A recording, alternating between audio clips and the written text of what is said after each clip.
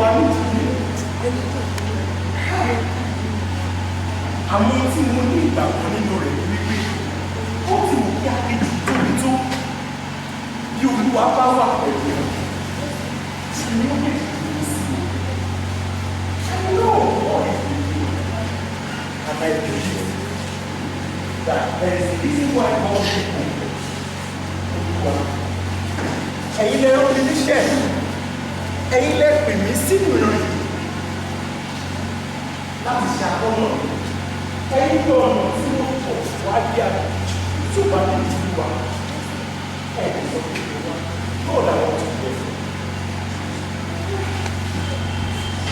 Bẹ́ẹ̀ sì ni ó ń gbà yín.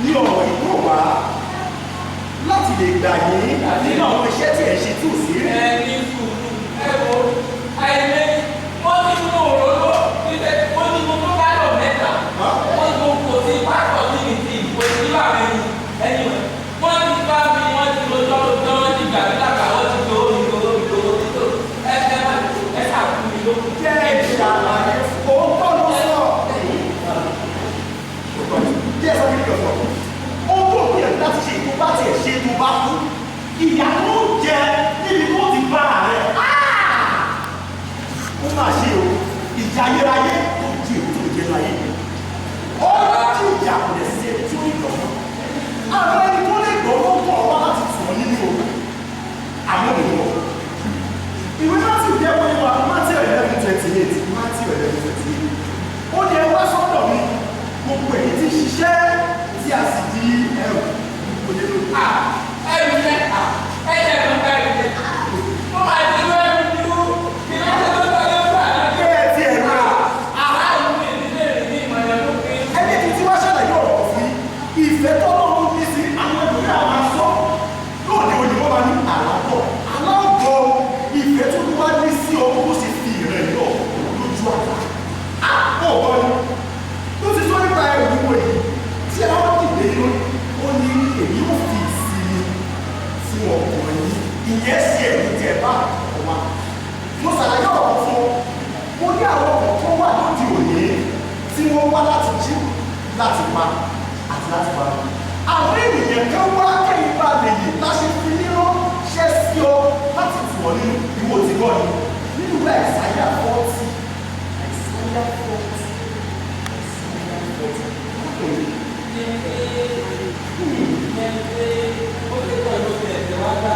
olùtùnú lórúkọ rẹ̀ olùtùnú ó lè ní olùgbẹ́gbẹ́ ẹ̀kọ́ èmi yóò sì fún inú rẹ̀ àwọn gẹ́gẹ́ bí ọ̀rọ̀ yìí gẹ́gẹ́ bí a sì rẹ̀ kó ń lò ìtùnú kó ọ̀rọ̀ tó sọ yìí mi ò tí ì lọ́tọ̀ tí wọ́n ní lọ́tọ̀ lọ́rọ̀ tó sọ àwọn ènìyàn fi fèyí wà lókè òní tí wọ́n pe àwọn ní ẹ̀ṣẹ̀ ọjọ́ àwọn ti fi yí àwọn ọmọ ẹ̀mí wípé kí wọ́n lè jẹ́ kí àwọn ènìyàn rẹ̀ ìwé wípé àwọn ọ̀pọ̀ wá láti jẹ́ bẹ́ẹ̀ ni àwọn ọ̀pọ̀ wòlé èdè yóò dìde ọ̀pọ̀ àwọn ìrẹsì òde òní wọn ò jèrè ọkọ̀ owó ni wọ́n jèrè. ó lè gba ìlọ́wọ́ mi. wọ́n gbọ́ lọ́wọ́ yìí. àwọn títọ̀ tẹ̀lé fi orí ọ̀fẹ́ tó ìwá sínú agbèjì aláwájọ àlùkùwá lórí kí máa bọ̀ ní òkè yìí alóòdì kìí ṣàlàyé wọ́n ti rìnrìn àjò náà ọlọ́jọ́ kékeré tí mo fi lọ fẹ́ orí pọ́pọ́ nífẹ̀ẹ́ wọ́n lọ ohun tí ọ̀dọ́ sọ nínú Àìsáyà 40 Àìsáyà 40 chapter 1 ó ní ẹgbàgbọ́ ẹ tú ènìyàn mi nínú ìrìn àjò tá a fi rán mi sí ọdẹ láti fò nínú pé kò ti ti ká gbogbo lórí pẹ̀lú tó ti ká sí ọ̀rẹ́ ẹ̀ ń ṣe ìgbà tó jẹ́ ayé rẹ̀ ó ti ẹ̀ ti tí ọlọ́run tó ń kọ Jésù ayọ̀ rẹ̀ ti dé ó ní dàpọ̀ yìí wá ẹ tù wọ́n nínú olúwa yìí bí yo olúwa sọ yẹn ó ní ẹ sọ̀rọ̀ ìtùnú fún Ìsanlu ẹ sọ̀rọ̀ ìtùnú fún Kogi State ẹ sọ̀rọ̀ ìtùnú fún Ísírẹ́lì ẹ sọ̀rọ̀ ìtùnú fún Nàìjíríà lára àwọn ẹ̀yà Ísírẹ́lì ọ̀pọ̀ ló jẹ́ wọn gbọ́ ó ní kíyèsí kèsì pé ọkùn ìjà rẹ ti tọ́ lónìí arákùnrin kò ṣàmì. ọkùn ìjà rẹ ti tọ́ lónìí. ọkùn ìjà rẹ ti tọ́ lónìí.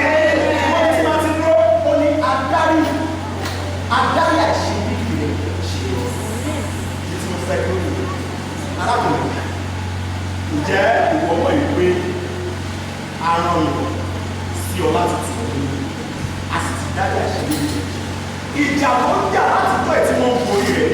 àwọn ohun ìjà ẹ̀mí ń ṣe ti ara tó ń ṣe ti ẹ̀mí àwọn nínú ìrìn àjò ẹ̀mí tó bá ìránṣẹ́ pàdé akẹ́kọ̀ọ́ mọ̀ wípé ohun ìjà ẹ̀mí tó ṣe kí o ti ṣe o ti já wọn olúwo náà àwọn ohun ti jà fún wọn ó sì sọ lórí ìgbàgbé ó sọ yí pé kò bá ìjà arákùnrin ohun tó pọ̀ sọ lọ́wọ́ rẹ̀ àti rí ó yá mọ́ mú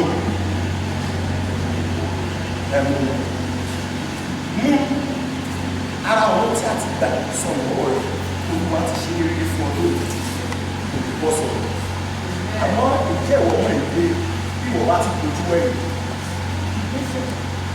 èyí tá a ṣe fún ọ ó lè pẹ̀lú rẹ̀ sí ìgbà yíra lọ́wọ́ ìlú pàápàá jùlọ tí o ti ṣe tán kí ló fẹ́ sọ.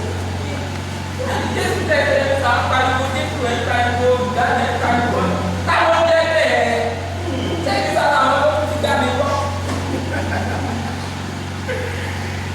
í ṣe ara wọn á fi dé wa nínú ọ̀rọ̀ rẹ̀ wípé ọ̀pọ̀ àwọn ẹlòmíràn yóò wà pé Kristi ni wọ́n àwọn ọmọ kò ṣe Kristi ọ̀pọ̀ lára àwọn ọmọ lẹ́yìn Kristi takora ọmọ ìjọ ọ̀pọ̀ ni wọ́n tọ̀ jẹ́ ọ̀pọ̀ àwọn ènìyàn yóò wà nípa iṣẹ́ àmì àti ìyá ó ní kí òun dídì ó dájú afọ́jú ọ̀pọ̀ òfin èyí ọ̀pọ̀ òfin èyí ni wọ́n ní láti tẹ̀lé wọn ó ní alákòókò ní ẹni tí ò rí tí ó gbàgbọ́ ó ní ọmọ náà láti rí lánàá ìwọ̀n àmọ́ bí ọ̀rọ̀ náà ṣe ń pàrọ̀ wá ó ní ẹwà èmi kò ní wá nígbèsè ìgbàgbọ́ ó ní ṣùgbọ́n mo gbàgbọ́ ó ní ṣùgbọ́n àwọn tí ó gbàgbọ́ láwọn fi agbára fún láti lọ́wọ́ ìjẹ́ ẹni tó sọ wá sí èmi kọ́ ní Kristi o àmọ́ ọ̀rọ̀ tó jáde láti mú ọmọ ẹ̀mí òun ní ọ̀rọ̀ tí a mọ̀ sí Jésù ọ̀nà àti ìjẹ́ ọ̀rọ̀ sí láti gba ọ̀rọ̀ náà. Báyìí ṣe pé bí mi dáadáa mú gbogbo ìdàgbàsókè tí mo ní kú mi lẹ́nu. Oṣù máa lálàá àmọ́ àlọ́ tó ń ṣe arákùnrin má bẹ̀rù ó ní àṣírí olúwa wà pẹ̀lú àwọn tó bẹ̀rù rẹ̀ nípa ẹsẹ̀ ìríra ìlà kan fi ṣe ya ìdánilẹ́kọ̀ọ́ fún mi sí nípa ẹsẹ̀ ìríra ni ọlọ́run fi ń tú àṣírí àwọn ẹni o fún àwọn àyẹ̀fẹ́sẹ̀ ó sì lè lára tí olúwa yóò sì kọ́ ọmọ iṣẹ́ ìṣẹ́ láti ní ìṣẹ̀lú lórí ìgbàlá ìyẹn ní àṣìlè fi wọ̀ ọ́ pé o máa kúrò nígbà tó o máa lọ sí Àbújá níbi tí àgbẹ̀ wà tí wọ́n yóò sì lé sí tí wọ́n yóò sì rí ìgbéga. Àwọn àwọn kankan ní àgbègbè yìí ó lè ṣe ìtọ́wọ́ ọmọ wọn ní àgbègbè yìí ìrẹsọ̀ wípé wọ́n ti ṣe àwọn àpò ibi tó kọ́ mú wọn lẹ́gbẹ̀ẹ́ ìbápàdé títà ìgbé ayọ̀.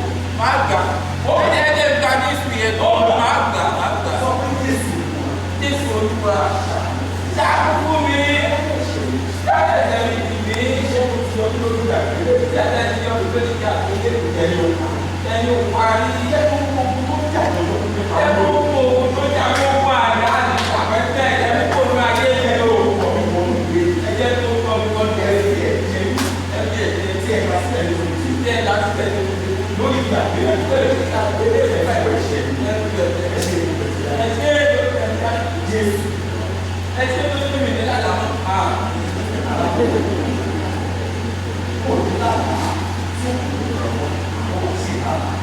Láti ẹ̀ka ìdè ládàá mọ́.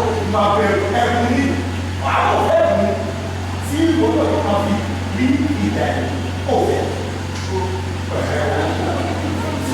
Ó lọ máa wá báyìí. Ó ní ká máa gbàdúrà láìsinmi sórí àwọn ẹni tí wọ́n ti fi ẹ̀mí bá wò òun àwọn ọmọ náà tó mọ Jésù. Òní láti sun ara rẹ̀. Àgbẹ̀ òní láti sun rẹ̀. Tó bá bá tó sùn láti gbàdúrà afẹ́jọ́ náà bá mi fún ayé rẹ̀ ṣe. Bá mi fún ayé mi ṣe. Olóògbé bá mi fún ayé rẹ̀ ṣe. Ìdáná àbẹ̀ ọlọ́run ní sí. Àti Jésù tẹ̀ fún mi. Wo ohun ìjà ní ṣe ká ó. Ìrìn àjò yẹn la fẹ́ lè fẹ́ mọ òwúrò. Àti ẹ̀jẹ̀ àti. Bàjẹ́. Bàjẹ́. Sọ́mi ní ládàá mọ́. Títí màá ní fún mi kẹ̀lé ládàá mọ́. Bàjẹ́.